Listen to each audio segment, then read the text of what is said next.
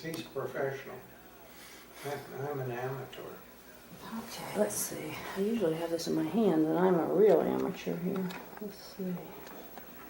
I think you should just do David, and then you could sell it, It is recording. because he's important. Yeah, Okay, we're He's recording. famous. Okay, you tell us when you're rolling. it's rolling. It's rolling. It's rolling now. Okay, so this is ostensibly a little bit about, and we should not look at you, should we? Well, you can. This is about the Mersinger family history. Correct. Um, Things and that only the two of you know and only can the, remember and share. the dirty facts of, No. well, all right, The we were, Secret Life of David. Yeah. we were both born in Albany, New York. Yes. John, what year? In a hospital, 1927. 1930. And we actually lived in a little town 5 miles outside of Albany, which is called Slingerlands. And this After Mr. Slingerland. after Mr. Slingerland. A And friend of David's. well, somebody, I knew his son. And this Slingerlands was about 5 miles outside of Albany in the country. And in those days, 5 miles was a long way because the roads were not like they are today. The automobiles in the 30s were sort of basic, and so we grew up in the country. They didn't have wheels. He was always the joker of the family. Yes. So we grew up in the country, and Dogs, cats. we had dogs, and Stray dogs. stray dogs would come in and we would keep them. And to give them food and they'd stay. And it was a beautiful rural place to grow up, and we rode all around on our bicycles in the summer. And what did we do in the winter on the pond? We skated and You played had a hockey. pond in the Yes. neighborhood or Yeah. behind you, or Down About a quarter of a mile away. down an old road we called the Bumpy Road in the boondocks, and there was a little farmer had a little pond, Farmer Herrick, and it froze in the winter, and we would skate and play hockey, and John was the ace skater, and We took some awful falls. got your feet wet, and so then we went to school in Albany, private school, because our father believed in education and didn't like the local school, so he sent us to a place called the Albany Academy. how old were you when you were sent there, do you think? You started in what I grade? think it was the 3rd or 4th grade. I started in kindergarten. I think he started in 3rd. Mm-hmm. And we went through what they called the lower school, and it was a good education. It was a wonderful school. You had to wear uniforms? When we were in junior high and high school, you Mhm. had to wear uniforms, and you drilled for an hour every day, which is good for any young person growing up. I would recommend it for all of the young people watching this film, because it might teach you a little discipline. Yes. Yes. Did you have to bring your own lunches? Yes. No, they Well, had we a did. cafeteria. They had a cafeteria, That's but right. we brought But bags. we didn't have any money, so we had to bring our own lunches. Mm-hmm. It was a military school? Yes. Was it military people were the teachers? No, they were regular, they were really, it was a college preparatory school, Mm-hmm. and the teachers were all college grade teachers. They could have taught at any college. They were really good. And they- Yes. But the man that ran the military operation that was a colonel or something in the army, Had been, or had been or something. Colonel Connors. Yes. What do you remember about my great-grandfather Dugan or great-grandmother Dugan, which would Well, have been your I remember a lot parents? about, especially grandfather Dugan, because he Uh-huh. was one of my favorite people. He was born in a poor Irish family, started out as a laborer, and said, I don't think I want to do this for the rest of my life. So somehow he got to read law in a lawyer's office, and he became a lawyer. You didn't have to take a bar exam and those days you could be. Now, was he born in Ireland? No, he He was was born born here. here. Oh, okay, I think his parents' generation was. okay. And he had a brother that ran the New York Central Railroad, or An engineer.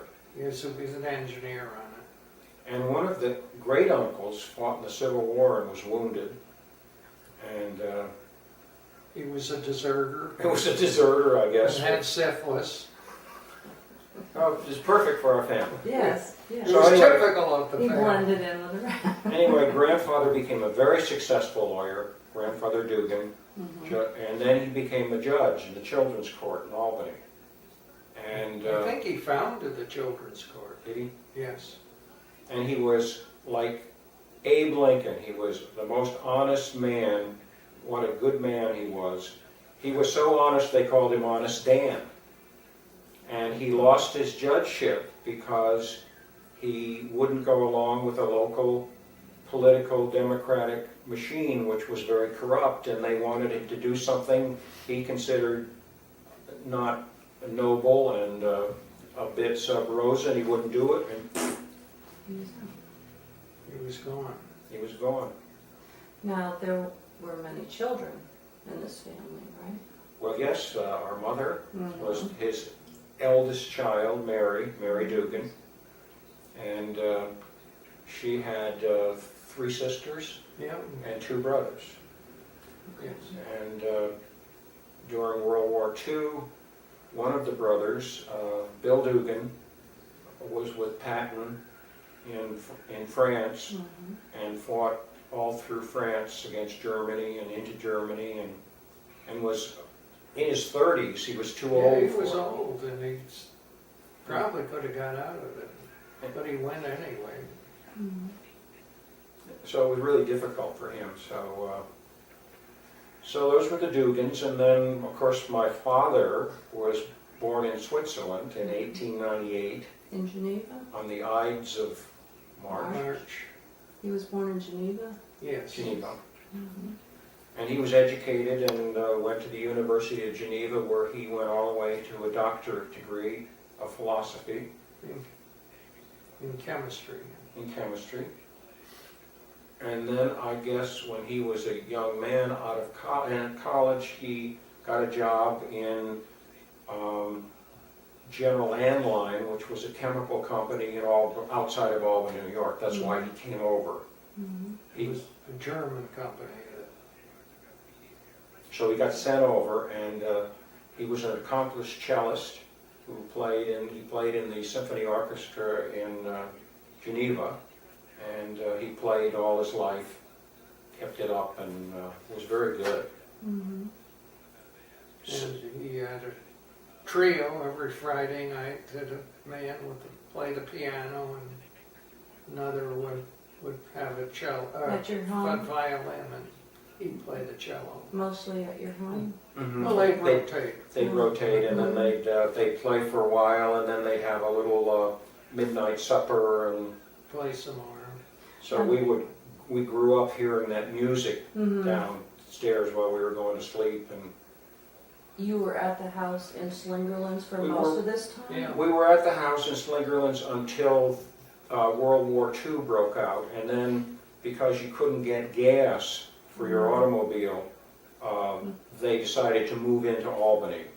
So we moved into State Street in Albany, New York, and continued going to the Albany Academy. And We John, We could have stayed out there, but he didn't want to apply for a C card that you could get unlimited gasoline, and for some reason, so we moved, Mhm. rented the house and rented a house in the city of Albany. Now, what was Mayor doing Being a mother. at this time? being a house mother, that's what you were in those days.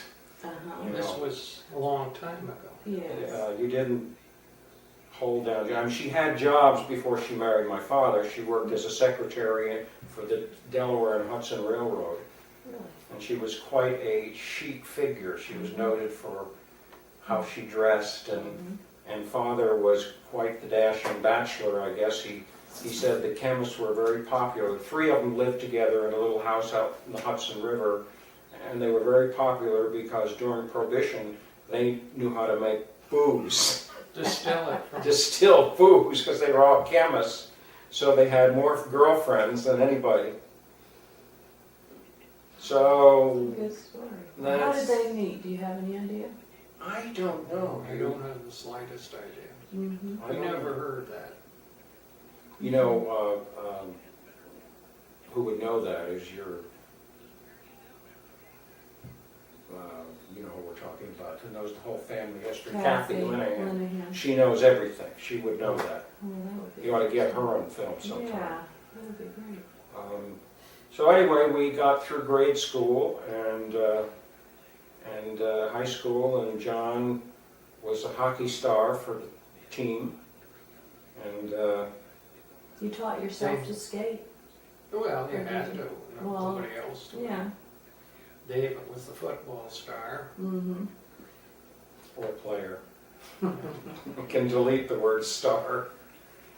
And So John, when did you graduate? What year? 1945. So he graduated and he had to go into the military, right? Or did you go to college first? No, I had to, I enlisted in the Navy, or else you would have been drafted. And they didn't have swift boats then, but I was ready to serve my country just like I'm ready to serve you. Mm-hmm. Dinner. Dinner tonight. So he went into the Navy, and I remember the first time he came home on leave in his uniform, and I started singing Anchors Away, and he got really pissed off at me. I don't remember that. And a few things along the way, I mean, that we might as well have in the family history is he was a tinkerer with crystal sets and electricity as a young kid, and radios, and made radios, and that's why he became an engineer. And Well, I couldn't do anything else, actually. so he one time rigged up in somebody's attic this electric chair, which he made me sit in and turned on the house burned. No, it was Dry cell batteries. that was an old vibrator from a Model A Ford that developed 20,000 volts or something, but it wasn't Ladies and gentlemen, I ask. a lot of current, it was a Uh-huh. little high volt. Yeah, easy for him to say, he wasn't in the chair. Uh-huh. And he also had another cute little device, which was he would put dry cell batteries in one of these tin lunch pails. Mm-hmm. And he had this little switch on it, and so he could turn it on, he'd hold it by the leather handle, and then he'd make people touch it. So he was very cute that way. See, there's nothing wrong with it. I know. Yeah, I touch it. So he graduated, he went into the Navy. I graduated in '48. And so then he got out and he had the GI Bill, right? Yeah, for part of the college, And went to Union University, in Schenectady, New York, and I spent 4 years and got a BS in double electrical engineering, and of course I knew he had a BS. we had jobs were tough in those days. We had somebody from GE come in and, discuss jobs and looking to hire people. And the whole class was interviewed, and the only one that was offered a job was the electronics professor. And did he leave? No, he stayed, but jobs were hard to get those days. Was that because all of the Army guys were just getting Yeah, it out? was, everybody was getting out, and there weren't any jobs. It was Well, that was like today. that was the same way with me. It was very hard to get into college because all the GIs were coming out of World War II when I went. And they had the GI Bill, which is one of the best things that ever happened in this country. And you went to college where? And I went to DePauw University, DEPAUW. And that- played football. That was in Indiana. And that was a big flyer for me. I didn't want to go to an Ivy League college where all my buddies were going. And so somebody had told me how great DePauw was, and I got accepted and took a real flyer and got on the New York Central for 13 hours and didn't know where the hell I was going, and got there and the train pulled out, and there I was with the old steamer trunk in the middle of nowhere, Indiana boondocks, with a little one-room station on the other side of the tracks, and 3 other bewildered kids got off the train, and I thought, what have I done? But it turned out to be a great move. It was a wonderful small college, and I was homesick for 1 semester and then thought about transferring, but after that, it was great. Well, you played football, didn't you? Played football. I remember, one thing I remember, my mother telling me that she drove all the way out there to see you play football, and the first play you got crashed out and they had to carry you off the field. Is that a true story? I'm going to let that go in there. I like that. Every mother's horror. Seeing Oh, So your she son didn't, out there. she didn't think too much of the trip. Oh, jeez. Well, at Christmas when you were growing up, did you have large family gatherings? I mean, did you get together with all the Dugans? Well, it was a big family-oriented family. Mm-hmm. And I particularly remember the Christmases in Slingerlands, because that was like Americana, that was Currier and Ives. Mm-hmm. The snow and the country and the Christmas tree and the lights, and you were a little kid. The build-up. The build-up, you were a little kid, and you were. We used to go around and find the presents and open He them found up. them. He found them all, and he'd say, he was the older brother, so he was ahead of everything, and he'd say, David, come here, look at this. And I'd say, I shouldn't do that. He was the ringleader and that stuff. Mm-hmm. So those were beautiful Christmases, idyllic. And That was in the morning, and then the afternoon we used to go to the Dugans for dinner. and the Mm. and the Dugans were very social, Irish, And outgoing. outgoing. They'd all have a few drinks, and some of them would start crying in their beer, and the others would start singing. And What about great grandmother Dugan? What are your? I She don't really was, hear much about her. Grandmother Dugan was, to me, very austere. What was her name? I knew it. Catherine. Catherine. Kate. Kate. Kate. And Hmm. she always seemed unhappy, and of course, having 5, 6 kids, and she carried all the responsibility of everything, and she was really good-hearted. She was always working and puttering and cleaning. Cooking and cleaning, and got up and had to light the coal fire in the stove in those days, and she was good-hearted, though. You know, she would seem austere, and then she'd say, David, and she'd go like this, and she'd say, if you look behind the books, the certain wonder books in the bookcase, you might find something. So you'd go into the living room and dig behind, and here would be a bag of candy. So that was Grandmother Dugan, and you Yes. didn't get the satisfaction you got from Grandfather Dugan, because he was just such a lovely, warm,